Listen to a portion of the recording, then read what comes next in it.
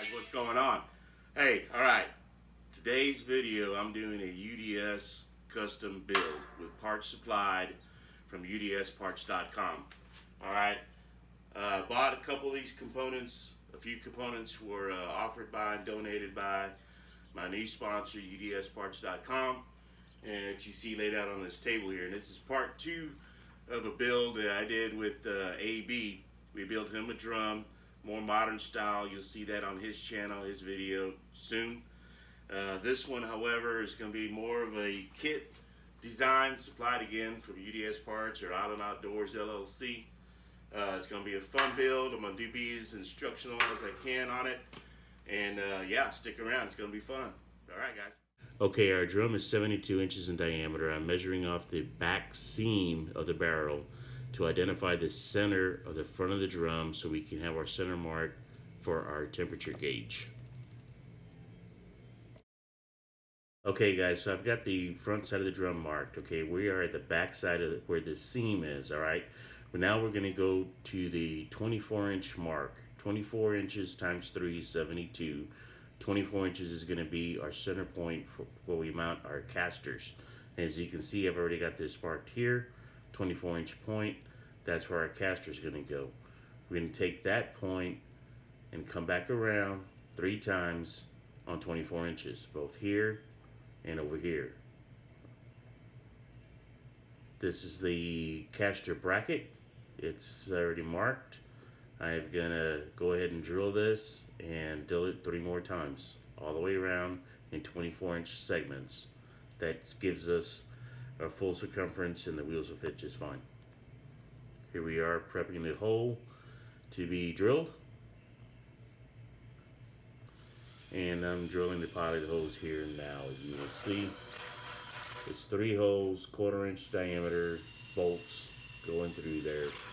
And if you can use a step bit, it works perfect. If not, the regular old steel drill bits will work just as fine. But it is a quick and easy process once you have everything marked and everything fit to go in there together. It's really simple and fast. And like I say, if I can do it, you can do it. As you can see here, the bracket fits just fine. Gonna go ahead and put a bolt in there to see if it holes line up and fits. As you can see, it did there just perfect. Okay, as you can see here, I've marked off 3 inches. This is where we will drill our 1.25-inch hole for our air inlet pipe. I'm mounting this between our wheel caster bracket and the center of the drum right here. Again, this can be put anywhere you'd like. This is where I want mine. The only critical part is it's got to be 3 inches above the bottom of the drum for the proper airflow into your charcoal basket. I am using the pipe supplied by udsparts.com. I'm marking it here, gonna fit it, drill it, and we'll be ready to go.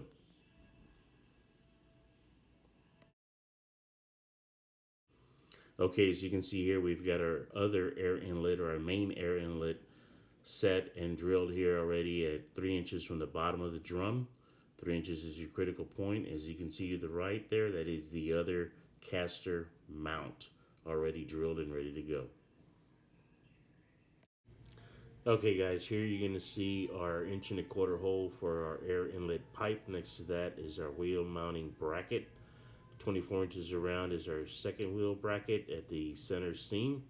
24 inches back on the other side is our third wheel bracket. Now we're going to go to the top of the drum, find our center line, which is the front. That's where we're going to mount our gauge, just a few inches down from that. From there we go 18 inches around. We're going to have our first mark for our grates. Okay, we're going to do this 4 times every inches around the drums. 4 times, all right? Now, we're going to come down from there 3 inches for our first hole, then down 10 for the second hole. Going to give us 2 sets of grates to cook on.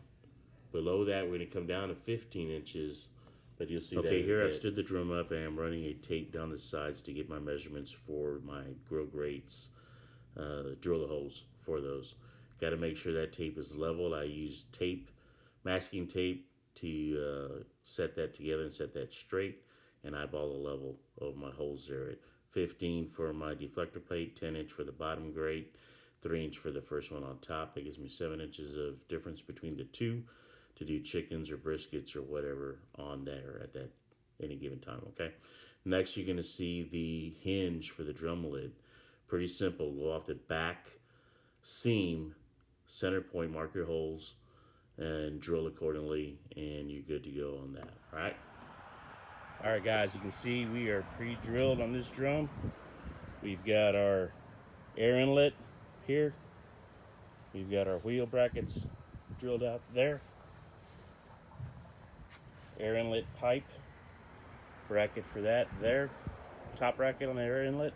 We've got our grates drilled out, 3 inches, 10 inches, and then 15 inches where our deflector plate's gonna go.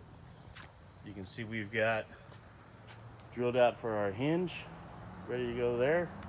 Grates, wheel brackets, 3 times all the way around. We're ready. Time to burn this thing. Play with fire time. As you can see, I've sped this up. It's a quick process. Actually, the entire burn took about 15-20 minutes. You're gonna burn it, then hit it with a wire brush and cleaning up accordingly. Can't go wrong. All right, guys, as you can see, I'm hitting this with a wire cup brush on the end of my Ryobi drill.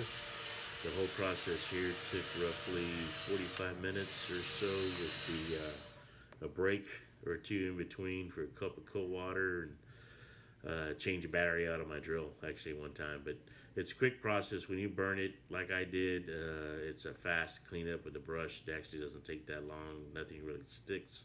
You just got to hit it hard.